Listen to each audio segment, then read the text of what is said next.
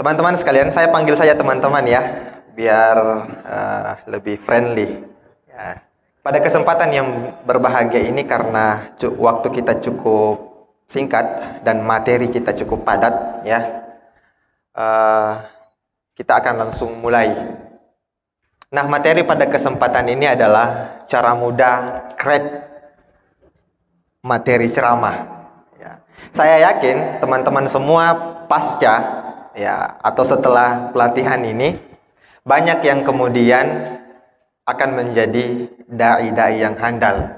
Amin ya rabbal alamin. Nah, kadangkala adik-adik sekalian, teman-teman sekalian, kalau tiba-tiba, apalagi biasanya kalau kita dari pondok, itu kadangkala kita didadak. Tahu arti dadak? Artinya kalau ini ya dikandang paksa. Artinya mau tidak mau harus kita kasih materi. Nah, dalam posisi seperti itu, kita yang mungkin, apalagi kalau konsep itu adalah konsep yang sejuta umat, tahu konsep yang sejuta umat? Konsep sejuta umat ala santri itu, la in syakartum la azidannakum wa la in kafartum inna adzabi lasyadid. Ini adalah konsep sejuta umat yang basic sekali sering disampaikan oleh santri. Nah, kalau misalnya begitu kita sampai ternyata kita sudah memberikan ceramah itu di tempat itu, lalu kemudian karena kebutuhan masyarakat masih membutuhkan kita untuk ceramah, kalau itu disampaikan masa ya terus? Nah, dalam posisi seperti itu kita betul-betul dilema, ya. Apa yang akan saya sampaikan? Apalagi kalau misalnya Anda tiba-tiba masuk, ya, maghrib misalnya, sholat maghrib, tiba-tiba jamaah minta tolong kasih pencerahan dulu. Wah, dalam posisi seperti ini bagaimana sikap kita sebagai dai mensiasati materi itu agar tetap terstruktur, agar tetap sistematis dalam menyampaikan. Ya, oke, kita masuk. Saya ingin mengupas dulu unsur teologisnya. Dalam hal ini saya menyebutnya sebagai ahamiyatud dakwah. Kenapa kita mesti berdakwah? Kebayang nggak teman-teman sekalian, kalau tidak ada dai yang ada di dunia ini, yang lahir di dunia ini? Kebayang nggak? Apakah risalah dari Nabi itu akan tersampaikan atau tidak? Kadangkala kita menganggap dai itu sebagai profesi yang yang rendah dan lain-lain sebagainya. Akan tetapi kalau kita merenung kembali, ya, kita merenungi kembali apa sesungguhnya urgensi dari keberadaan dai itu, maka sungguh dahsyat. Ya, sungguh dahsyat. Oke, teman-teman sekalian, saya kira kuntum khaira ummah. Kualitas kita sebagai umat terbaik itu satu-satunya syaratnya adalah ukhrijat linnas ta'muruna bil ma'ruf wa tanhauna 'anil munkar. Ini menjadi tolok ukur. Kenapa kita disebut sebagai umat terbaik? Karena tugas dan fungsi ini kita jalankan, yaitu ta'muruna bil ma'ruf, mengajak kepada kebaikan, ya, wa tanhauna 'anil munkar, dan mencegah orang dari kemungkaran. Nah, ini pentingnya kita kemudian berdakwah. Ini ada lagi dalil dakwah, takum minkum ummah. Hendaklah di antara kalian ada sekelompok, ya, umat yad'una ilal khair, yang mengajak kepada kebaikan, wa ya'muruna bil ma'ruf wa yanhauna 'anil munkar. Nah, kalau teman-teman pelajari dalil-dalil yang berkaitan tentang ahamiyatud dakwah itu banyak sekali. Ya, banyak sekali. Dan ini menjadi profesi yang betul-betul sebagai sebagai profesi yang harus lebih dahulu dibanding profesi-profesi yang lain. Nah, teman-teman sekalian, saya akan membagikan beberapa thariqatud dakwah atau metode-metode dakwah di dalam Al-Quran. Ini khusus saya akan memberikan di dalam Al-Quran. Pernah temukan ini? Di dalam Al-Quran itu ada istilah qaulan karima. Qaulan karima itu bercerita tentang bagaimana kita mesti bersikap kepada ibu. Nah, nanti akan menjadi kajian tersendiri ini buat teman-teman sekalian. Qaulan karima itu bagaimana duduk perkaranya, bagaimana tafsir daripada qaulan karima itu. Yang selanjutnya Ada qaulan layyina. Ya. Qaulan layyina. Yang ketiga, ada qaulan azima. Ini ada semua di dalam ayatnya. Nah, ini menjadi kajian nanti teman-teman sekalian, bagaimana mengkaji sesuai duduk perkaranya, metode daripada dakwah di dalam Al-Qur'an. Ada disebut juga qaulan baligha. Ya, pernah temukan qaulan baligha dalam Al-Qur'an? Pernah? Ya, sebentar kita akan lihat satu persatu ayatnya. Qaulan maisura, apalagi? Qaulan ma'rufa, perkataan yang baik. Qaulan sadida, dan yang terakhir adalah qaulan tsaqila. Nah, kita akan jelaskan sedikit ya. Pertama adalah qaulan karima. Qaulan karima ini kita tadi sebutkan bahwa peruntukannya kepada ibu. Bahkan di dalam penjelasan hadis, seorang ibu atau seorang orang tua atau kedua orang tua harus diperlakukan sedemikian baiknya, walaupun hatta dia menyuruh kita melakukan keburukan. Ada sikap-sikap yang harus mesti kita jaga, sampai agar hubungan kita dengan orang tua tetap terjaga, walaupun pada dimensi lain. Nah, itu ada aturan-aturan tersendiri dari Nabi kita Muhammad SAW. Misalnya, idhaba ila fir'auna innahu tagha faqula lahu qawlan layyina. Ini teman-teman sekalian menarik. Fir'aun dikenal sebagai sosok pemimpin yang betul-betul anarkis terhadap masyarakatnya. Egonya sangat luar biasa. Bahkan dia mengklaim dirinya sebagai orang yang karena kekuatannya, orang yang mampu menghidupkan yang meninggal. Bahkan dia saking ingin unjuk dirinya, dia ingin melihat Tuhan secara langsung. Ya, ini mau adu kekuatan dengan Tuhannya Nabi Musa. Lalu tatkala Nabi Musa diperintahkan untuk berdakwah, maka kata Allah Subhanahu wa taala, faqula lahu qaulan layyina. Datangilah Fir'aun itu dengan kata-kata yang lembut. Nah, ini kalau kita tarik tafsirnya kepada kehidupan kita saat ini, maksudnya adalah berdakwalah dengan kualitas kita masing-masing.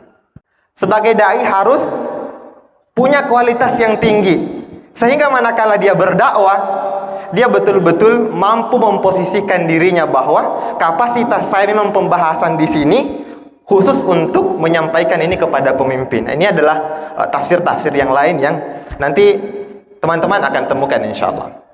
Qaulan azima. Qaulan azima ini diperuntukkan kata-kata yang besar dosanya. Nah, ini menjadi kajian teman-teman sekalian.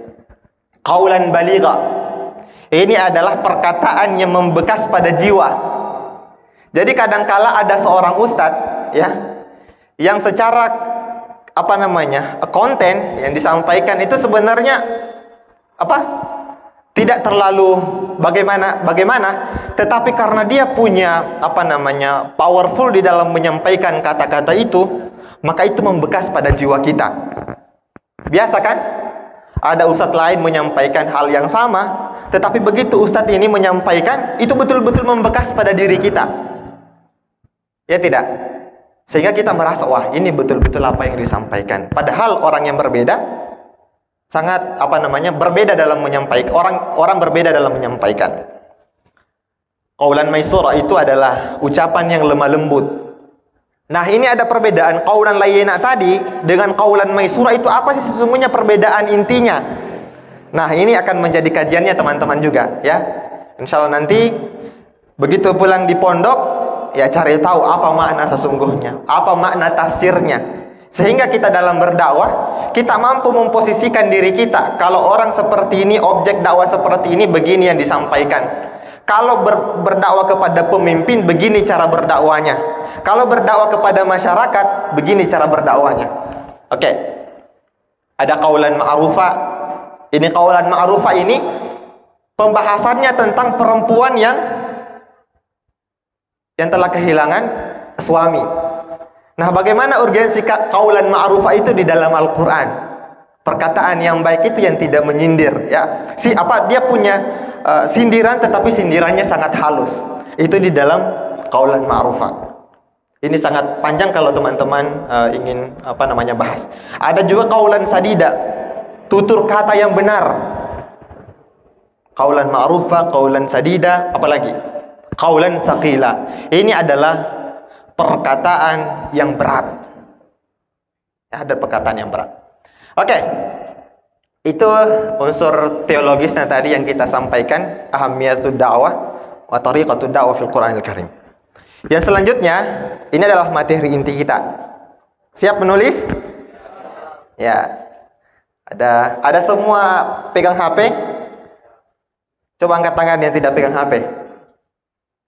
Berarti kekuatannya sebentar yang tidak pegang HP adalah kekuatan hafalan. Ya, kalau yang punya HP mungkin bisa searching di internet. Oke. Saya minta teman-teman sekalian untuk fokus. Ya. Fokus. Nah, teman-teman sekalian, di dalam mengkeret materi, ya, ada yang pertama mesti kita jadikan outline. Kita mesti membedakan apa itu konten dan apa itu konteks. Konten, teman-teman sekalian, konten itu adalah apa yang Anda ingin sampaikan. Mana? What to offer. Apa yang akan kita tawarkan. Yang kalau saya memegang ini, kira-kira apa yang saya tawarkan? Kopinya kah atau tempatnya? Ya. Ini, kalau saya jual ini, apa yang saya tawarkan? Kopinya atau tempatnya? Ya. Kopinya. Kopinya itulah dari intinya, itulah isinya. Jadi pertama-tama adalah perhatikan kontennya. Sampai di sini dipaham ya? Konten adalah kopi yang ingin saya jual kepada orang. Adapun daripada kemasannya itu adalah konteks. Berbicara soal konteks, oke, jadi how to offer itu adalah konteksnya. Bagaimana kita menjual? Saya punya kopi. Kopi ini tidak akan laku kalau dia tetap aja laku, tetapi peminatnya mungkin sangat sedikit kalau dibungkus begitu saja. Tapi kalau dia punya kemasan seperti ini, itu nilai jualnya menjadi tinggi. Itulah yang disebut, makanya konten dengan konteks ini tidak bisa dipisahkan. Jadi pertama-tama nanti kalau adik-adik teman-teman sekalian membuat satu materi, kontennya dulu apa? Soal konteks adalah urusan kedua. Jangan fokus pada konteks tapi melupakan konten. Oke. Misalnya ya, ini. Kopinya itu adalah kontennya, sedangkan gelasnya atau tempatnya itu adalah konteksnya. Sampai di sini dipaham ya? Oke. Jadi kalau misalnya kita terapkan materi yang kita kemas, materi yang kita buat, materi yang kita create itu adalah kontennya. Namun, tunggu dulu. Namun bagaimana retorika kita dalam menyampaikan? Ini sudah dibahas nanti, insya Allah akan dibahas nanti oleh ustadz-ustadz yang secara konten sangat luar biasa memukau. Adapun konteksnya itu adalah bagaimana penampilan kita dalam menyampaikan materi yang sudah kita buat. Ya. Jadi pertama adalah konteksnya, pertama adalah kontennya, apa yang mau kita sampaikan. Misalnya, judul apa yang mau kita berikan kepada orang. Bicara soal puasa misalnya, dalil puasanya di mana dan sebagainya. Itu yang ingin isi yang kita sampaikan. Tapi bagaimana cara kita menyampaikan pesan makna puasa itu adalah bagian daripada konteks. Cara kita menyampaikan. Nah, saya akan menguraikan, teman-teman sekalian akan menguraikan alasan kenapa kita mesti menulis materi. Alasan kenapa kita mesti membuat materi. Pertama, memancing gagasan. Memancing gagasan. Kadangkala kalau kita menulis, begitu kita menulis, kita menemukan sesuatu yang baru, padahal sebelumnya itu kita tidak pernah pikirkan. Nah, itulah yang disebut dengan memancing gagasan. Atau misalnya begini, sederhananya begini. Kalau kita menulis, kadang-kala kita berpikir keras, apa yang akan saya tulis? Itu yang disebut dengan memancing gagasan. Artinya, itu menambah skill baru. Kalau kita berupaya untuk seluruh tema-tema yang akan kita sampaikan itu kita minimal tulis outline-nya atau tulis garis-garis besarnya. Yang kedua adalah menghindari pengulangan. Dulu ya, ada salah seorang ustadz yang ketika khutbah Jumat ataupun dan sebagainya, tahu nggak teman-teman sekalian, kalau dia menyampaikan khutbah terlalu banyak yaitunya. Tanya begini, hadirin yaitu, marilah kita yaitu melaksanakan yaitu. Begitu sampai terakhir. Dan tahu nggak apa yang ditangkap oleh audiensnya, jamaahnya? Tahu berapa kali tadi Nabi bilang itu ustaz? Yaitu. Ya. Yaitu. Nah, hitung. Yaitu karena kenapa kita buram, konsep tidak teratur, akhirnya kita terlalu banyak pada kata-kata sambung, yaitu yang tak putar-putar itu kita punya materi. Ya, tak putar. Akhirnya bila masyarakat no itu dasar turun makom, tidak ada kejelasannya. Ya, nah, itu kadang-kala kita rasakan kalau kita betul-betul blank kalau dalam menyampaikan materi. Nah, yang ketiga adalah meyakinkan.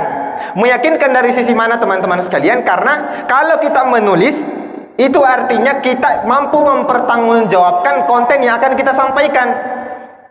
Misalnya, kita menyampaikan tentang dalil tentang puasa. Kita mencari tahu tentang dalilnya itu, otomatis apa yang kita sampaikan itu betul-betul meyakinkan bahwa ini memang diriwayatkan di hadis Bukhari. Itu adalah manfaat daripada kita menulis materi. Sekali lagi saya bilang bahwa menulis materi adalah satu skill yang mesti kita asah. Ya, mesti kita asah. Yang selanjutnya adalah pesannya sistematis. Ya, pesannya sistematis. Bayangkan kalau misalnya kita tidak tulis, memang ada orang yang punya kapasitas ya. Biarpun dia tidak tulis, tapi maharahnya dia, kemampuan dia untuk menyampaikan suatu konten betul-betul memukau sehingga tidak perlu seperti ini. Tetapi bagaimana seorang pemula? Ini berbahaya. Apalagi kalau di hadapan kita adalah akademisi, soal originalitas kita punya konten yang kita sampaikan itu betul-betul diuji. Di mana dalilnya, di mana ditemukan, di mana sejarahnya, siapa yang riwayatkan. Nah, kalau kita tidak punya outline, garis-garis besar, ini akan sangat artinya kita tidak bisa dipakai dalam dunia akademisi atau di dalam dunia yang mereka menuntut kita apa yang kita sampaikan itu betul-betul punya referensi. Nah, itulah saya sampaikan bahwa pesan sistematis.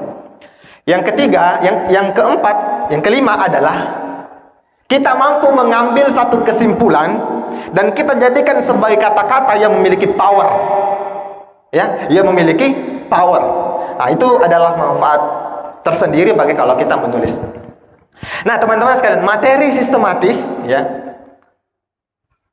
Itu kalau materi kita sistematis, itu adalah pertama sesungguhnya kita menghormati audiens. Karena kita mampu menampilkan sesuatu yang terbaik kepada audiens. Kalau kita misalnya tidak persiapkan, anggaplah. Makanya ada satu kata itu mengatakan bahwa kalau kamu datang tanpa persiapan, ingat baik-baik. Datang tanpa persiapan, seorang dai yang datang tanpa persiapan, pulang tanpa penghormatan. Pernah dengar kata-kata ini tidak? Jadi kalau kita tidak mempersiapkan ceramah, begitu pulang sambutannya juga masyarakat tidak ada ininya, tidak ada isinya apa yang disampaikan. Oke, yang kedua adalah memuaskan audiens. Karena karena kita betul-betul meng-create materi kita dengan baik, maka itu akan memuaskan audiens. Memuaskan audiens. Kalau istilah lainnya di dalam bahasa Arab adalah mad'u, orang yang kita dakwahi atau jamaah. Oke. Yang keempat adalah kita mampu menyederhanakan. Karena kita tadi menulis dan sebagainya, sudah ada gambaran di dalam pikiran kita bahwa kita mampu menyederhanakan konsep ini menjadi lebih sederhana. Nah, itu adalah materi sistematis manfaat. Dan yang selanjutnya adalah mudah dipahami. Ini mudah dipahami. Karena kita punya persiapan, kita sendiri yang meng-create kita punya materi, maka dengan mudah kita mengambil outline atau garis-garis besarnya, dan itu yang akan kita sampaikan, sehingga memudahkan bagi kita untuk menyampaikan itu kepada halayak. Oke, teman-teman sekalian, ini apa ini? Nah, ini adalah poin penting yang teman-teman mesti fokuskan. Kita menganalisa dulu bagaimana kalau kita membuat materi. Pertama-tama adalah kita mesti menganalisa dulu. Ya, apa yang mesti kita analisa? Yang pertama adalah kalau misalnya nih teman-teman dapat undangan untuk pengajian. Kalau kita mendapat undangan pengajian, dalam pikiran kita yang kita akan datangi ini adalah masyarakat desa atau masyarakat kota. Kalau masyarakat desa berarti materi yang kita buat adalah yang ringan saja, jangan berat. Ini tentu adalah kemampuan kecerdasan kita melihat kondisi, ya, melihat di lapangan. Kalau berat, berarti diminta untuk ceramah yang datang nanti mungkin para akademisi, para profesor dan sebagainya. Berarti, wah, butuh betul-betul persiapan yang matang, karena materi yang akan kita persiapkan adalah persiapan yang betul-betul matang. Oke, itu yang pertama. Yang kedua adalah diperlukan masyarakat. Ya, apakah materi yang akan kita sampaikan ini betul-betul diperlukan oleh masyarakat atau tidak? Misalnya satu contoh kasus. Teman-teman diundang kepada masyarakat yang secara kehidupan finansial tidak mumpuni. Lalu teman-teman mengatakan membuat ceramah tentang bagaimana kita harus tawadu terhadap kehidupan dunia. Misalnya, saya ulang lagi ya. Kalau teman-teman diundang di masyarakat yang notabene-nya pendapatan masyarakat itu tidak bagus, atau boleh diistilahkan bahwa pendapatan masyarakat itu adalah pendapatan mereka tergolong orang-orang miskin, lalu kalian menceramahi dia tentang tentang kita harus bersedekah. Ini kalau kita tanya, apakah ceramah tentang sedekah itu masih relevan dengan kondisi masyarakat atau tidak? Itu yang jadi pertanyaan. Jadi jangan karena ini adalah saya menyederhanakan ya, saya menyederhanakan bahwa kalau misalnya kita hadir di masyarakat yang misalnya miskin dan sebagainya, berarti ceramah yang relevan adalah optimisme, bekerja, karena dia pada level yang tidak berdaya. Maka kita harus menguatkan hati mereka bahwa harus bekerja, harus menjadi kaya, dan lain-lain sebagainya. Itu adalah materi yang punya relevansi. Oke, yang selanjutnya fokus. Teman-teman sekalian, kalau belajar tentang public speaking dan lain sebagainya, biasanya konten yang diminta untuk kita sampaikan adalah maksimalnya 5 poin. Maksimal 5 poin. Kalau dirasa 5 poin ini masih sangat berat oleh masyarakat, biasanya kalau masyarakat pedesaan tidak bisa terlalu banyak yang ditangkap. Karena pertama, kemampuan otak sudah menurun. Yang kedua, karena tidak terbiasa dengan materi-materi seperti itu, maka kita maksimalkan pada 3 poin. Jadi materi kita upayakan fokus pada 3 poin saja, sehingga tidak membuat masyarakat itu blank. Apa tadi nak sampaikan? Yang keempat adalah sesuai segmen. Sesuai segmen itu apa maknanya teman-teman sekalian adalah sesuai dengan kemampuan masyarakat. Ada satu kaidah mengatakan bahwa berdakwalah kamu sesuai dengan kemampuan mad'umu, atau berdakwalah kamu menggunakan bahasa mad'u. Artinya apa? Kita mesti punya kekuatan feeling untuk membaca apakah materi ini betul-betul dirasa manfaatnya oleh masyarakat. Misalnya begini, kalau kita datang di masyarakat pedesaan, lalu kemudian kita membahas tentang perkembangan teknologi, wah ini tidak fair, ini tidak bagus, ini tidak tepat.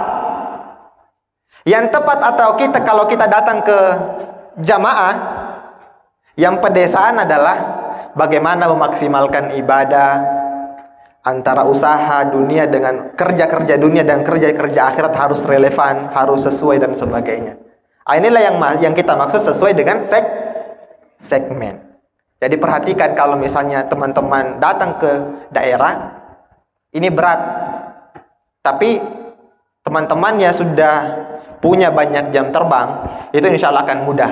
Bagaimana menganalisa apakah di masyarakat itu butuh nggak tema ini atau tidak. Misalnya kalau ke daerah atau ke tempat pedesaan, yang mereka butuhkan bukan tentang pembahasan tentang teknologi, karena itu tidak bersentuhan langsung dengan kehidupannya. Atau misalnya di masyarakat kita bahas tentang perkembangan dunia global, itu tidak masuk di akalnya, karena dia tidak merasakan manfaatnya apa yang kita sampaikan. Tapi kalau yang kita sampaikan Bapak dan Ibu adalah tentang bagaimana kita mengoptimalkan kehidupan dunia, ibadah dan sebagainya. Kita berusaha supaya bisa naik haji, kita berusaha supaya bisa bersedekah dan lain sebagainya. Itu adalah kehidupan yang dirasakan secara nyata. Maka itu yang kita sampaikan. Itu makna daripada sesuai dengan segmen. Oke. Kita akan mulai dengan menulis kerangka. Ya, menulis kerangka.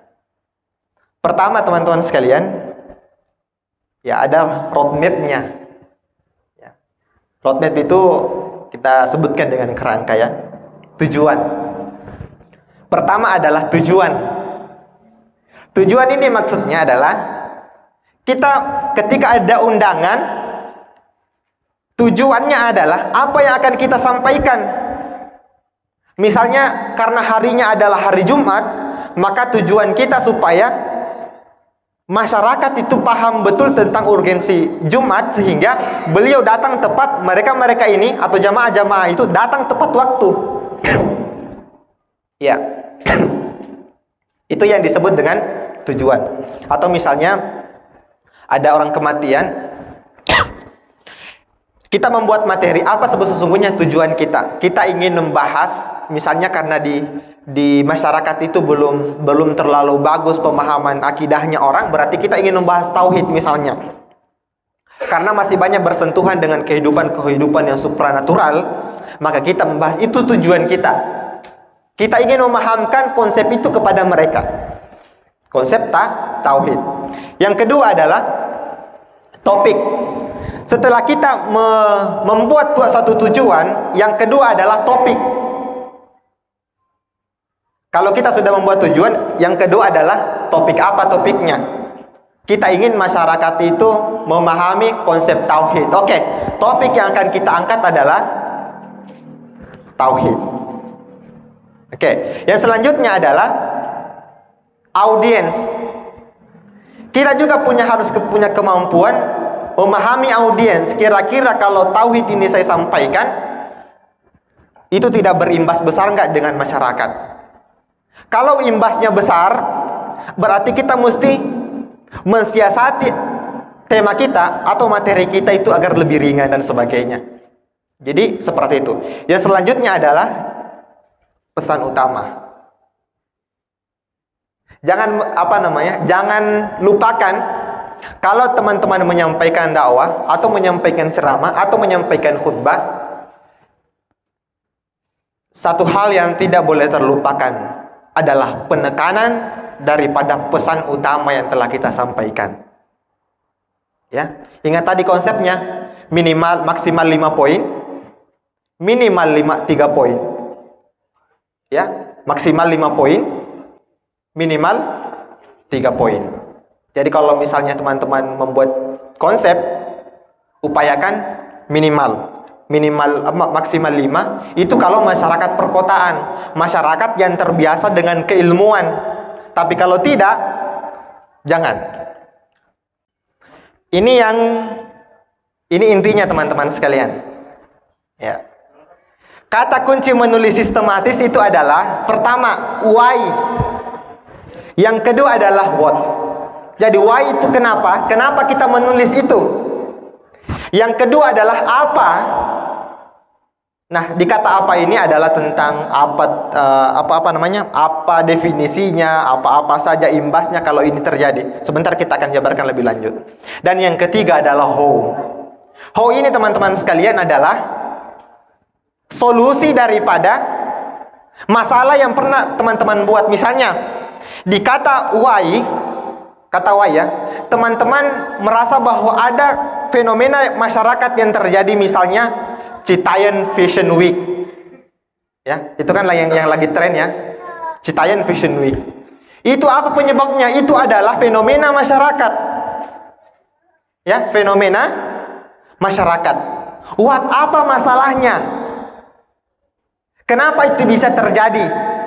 Ya, kenapa itu bisa terjadi? Karena krisis keteladanan. Nah, kalau ada masalah seperti Citayan Fashion Week, di situ ada berkembang biak LGBT, ya. Masalahnya adalah keteladanan, masalahnya adalah figur, maka kita akan menjawab di how. Bagaimana? Apa solusinya? Solusinya misalnya kembali kepada agama, perbanyak kajian, dan lain-lain. Maka 3 komponen ini teman-teman sekalian tidak boleh hilang kalau kita membuat materi. Oke. Misalnya di kata why itu pertanyakan adalah menimbulkan kegelisahan. Ya, misalnya kalau misalnya di mana ya? Misalnya di Sinjai. Hal yang paling menimbulkan kegelisahan adalah tentang kesyirikan misalnya. Ini kesyirikan. Yang kedua yang kita jelaskan apa itu makna daripada kesyirikan. Bagaimana saja dampak-dampak daripada kesyirikan itu. Lalu yang ketiga adalah kita jawablah, ya, atau kita berikan solusi. Kalau tidak mau, misalnya contohnya ya, dalam hal ini yang paling ngetren adalah pesulap merah dan apa? Ya, Gus Samsudin. Ya, pesulap merah punya why. Kenapa dia melakukan itu? Kenapa dia melakukan? Dia ingin membongkar kedok-kedok dukun berbasis agama. Ya, apa solusinya? Apa permasalahannya? Permasalahannya adalah masyarakat sudah terlalu percaya dengan kedok-kedok perdukunan. Maka dia membuat solusi, menjawab tantangan itu, menjawab permasalahan itu dengan apa? Membongkar trik-trik perdukunan dengan penjelasan-penjelasan yang ilmiah. Sampai di sini ditangkap ya. Jadi kalau ada masalah tentang kesyirikan, runut dulu masalahnya, ini adalah tentang kesyirikan. Kalau misalnya ya, contoh lagi, saya bawa contoh satu. Misalnya ada orang sakit di masyarakat kita, berobat dengan cara yang supranatural itu, yang tidak yang dukun-dukun itu, dalam pandangan agama itu menjadi polemik utama, karena itu adalah bercerita bersinggungan tentang ketauhidan seseorang kepada Allah Subhanahu wa taala. Nah, masalahnya itu, polemiknya itu, apa solusinya? Kalau lagi sakit dan ada unsur-unsur seperti itu, berarti datanglah ke parruqiyah. Itu yang disebut dengan how. Apa solusimu? Misalnya begini, kita larang masyarakat datang berobat ke dukun. kamu jangan berobat ke dukun. Lalu masyarakat akan bertanya apa solusinya. Kalau masyarakat bertanya apa solusinya, maka kita berikan, silakan datang ke ruqyah syariah. Karena ada juga sekarang disebut ruqyah tetapi sudah melenceng ya. Sudah banyak lagi pertunjukan-pertunjukan yang tidak masuk di akal teman-teman. Oke, kita membuat mid mappingnya. Saya akan menarik teman-teman sekalian dibicara soal konten. Konten itu adalah isinya, ya. Maka ketika kita bicara soal konten, maka pertanyaan pertama adalah why, kenapa kita mengangkat tema itu. Tadi saya sudah contohkan. Kita lalui ini karena nah ini di sini. Misalnya saya mengambil satu konten utama adalah Citayan Fashion Week. Ini kan lagi tren secara skala nasional ya. Itu kenapa itu terjadi? Kita bisa menganalisa apa yang menyebabkan itu terjadi. Why? Kenapa? Pertama adalah hilangnya mungkin figur. Hilangnya figur. Yang kedua, jadi kata why ini teman-teman itu bisa 3, bisa 4, bisa 5, bisa 6. Ya. Yang kedua adalah fenomena masyarakat. Karena masyarakat itu sudah jenuh dengan hal-hal seperti itu dan sebagainya, maka dia membuat hal baru. Itu yang disebut dengan fenomena masyarakat. Yang ketiga adalah masalah yang terjadi. Anak-anak muda karena sudah bingung dengan kondisi seperti itu, dia menciptakan satu fenomena baru, dan kita maknai bahwa itu adalah satu problem yang terjadi yang harus kita selesaikan. Lalu bagaimana dengan what-nya? Kita akan menjelaskan masalah yang sesungguhnya terjadi apa. Kita bisa menjelaskan dalam fenomena CFW ini dalam pandangan Islam seperti apa. Karena di situ mereka buka aurat dan sebagainya. Kita jelaskan apa di situ. Misalnya aurat itu tidak boleh terlihat. Pakaian itu harus tersandar dengan standar Islami. Itu yang kita maksudkan sebagai apa masalah yang terjadi. Kita mesti atau harus mendefinisikan lebih dalam apa masalah yang terjadi. Yang kedua adalah akar masalahnya apa.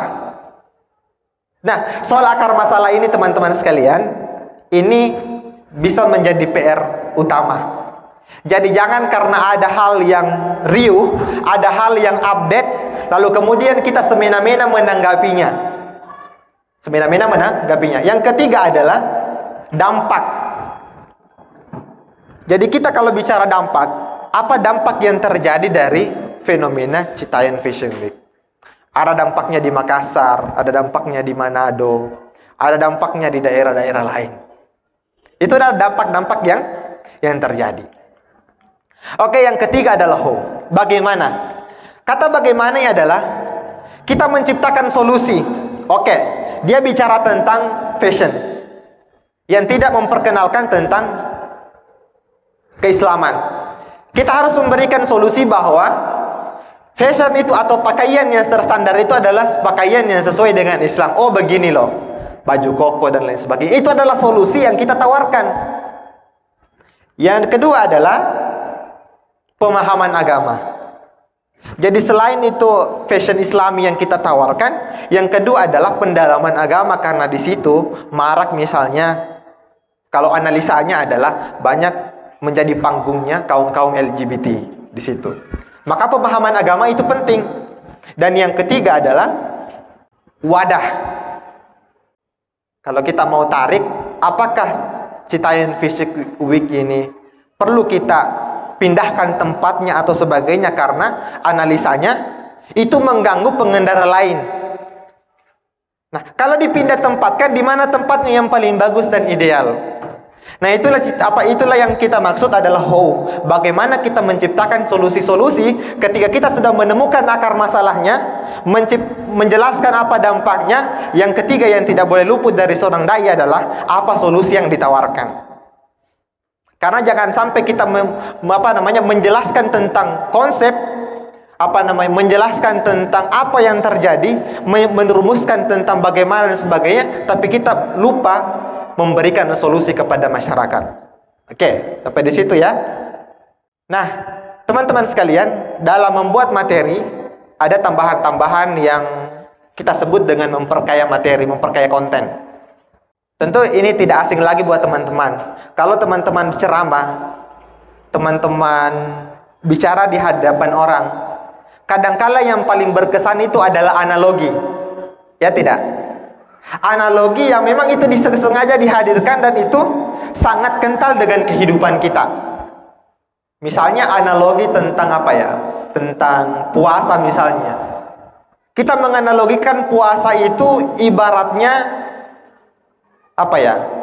Kalau Ustadz itu sering menjelaskan bahwa puasa itu ibaratnya obat, ya. Obat. Itu yang disebut dengan analogi.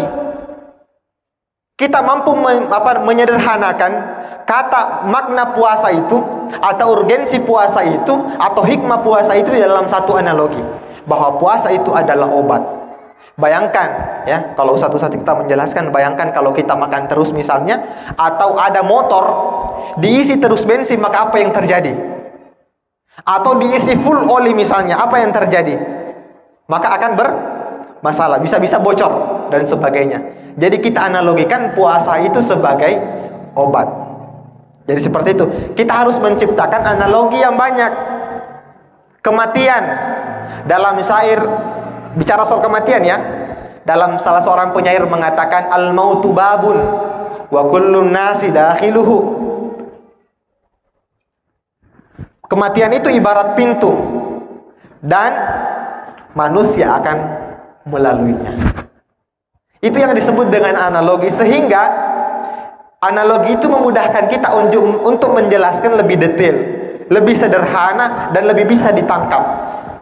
Apalagi kalau misalnya kita yang dari kota misalnya, bahasa kita tidak lagi sebanding dengan bahasa orang-orang yang di daerah, itu akan sangat kesusahan kalau kita tidak menggunakan analogi yang dirasa oleh kehidupan mereka. Selain itu adalah cerita tentang kematian misalnya. Jadi misalnya tadi soal kematian, kita membuat analogi al-mautu babun wa kullun nasi dakhiluhu.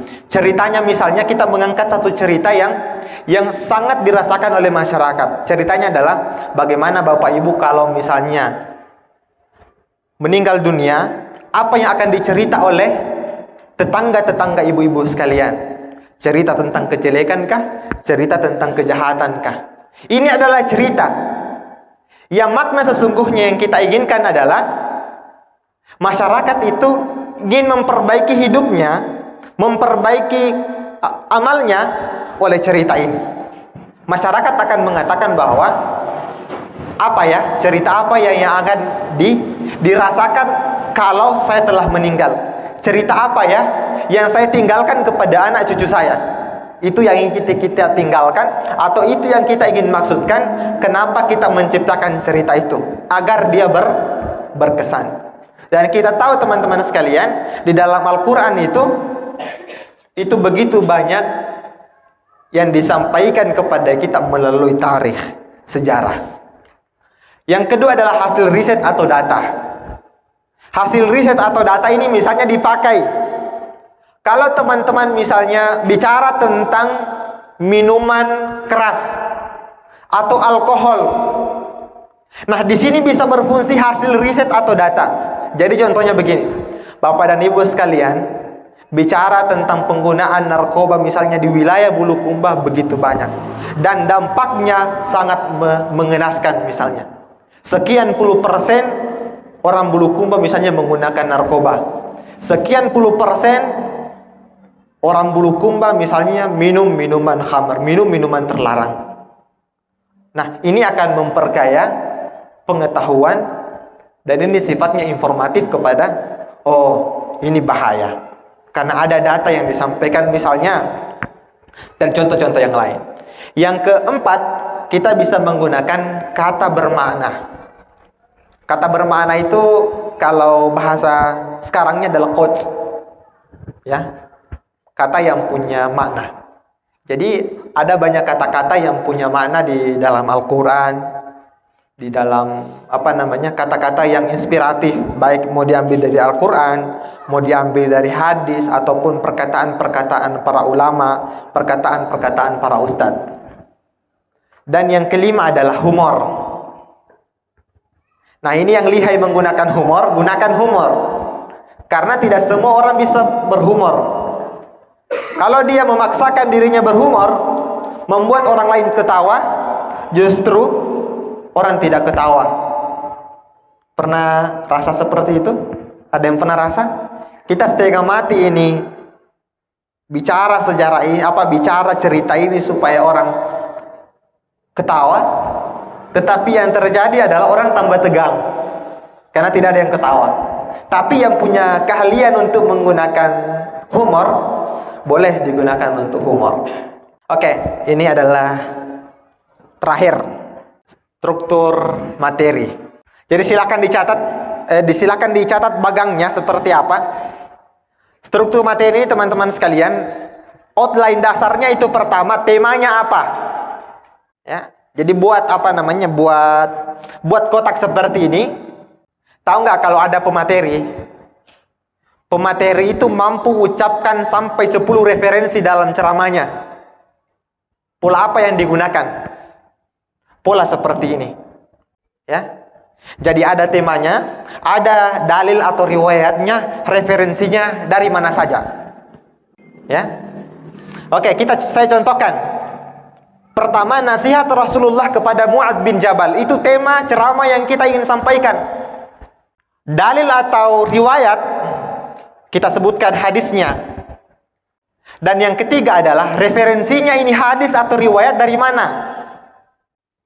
Teman-teman sekalian, dalam bagan seperti ini, sekalipun teman-teman didadak untuk menyampaikan materi, pola seperti ini, itu akan teman-teman ingat.